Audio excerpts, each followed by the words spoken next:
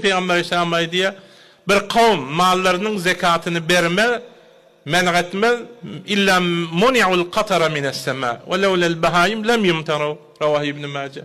Bir millet kıskanç bolup işürünü zekatını vermese asmandan yağın gelmez diye. Bir yağın gelmeye ne medik gelmeye hem bir guşine baksan da yağın gelmeye. Yağın guşiden döremeli mi? Yağın senin vücudundan döremeli. Senin hestiğinden döremeli. Senin sakavatından döremeli. Senin insan dostluğundan döremeli. Hudayın halifesine himayetinden döremeli. Sen gelip garibe kasara himayet etmesen depe ki bu bir bedbaht diye. Berenin bilendi birbirini ip var yakıyıbıla diye. Malin zekatını vermen kıskançlık etsen asmandan yağın yağmaz diye. Eğer hayvanat da olmasa aslanım yağmaz diye. Yani birazcık yine çalışıya geleni de hayvanat var. Hayvanat olur günah etmeyendir, teklifi yok.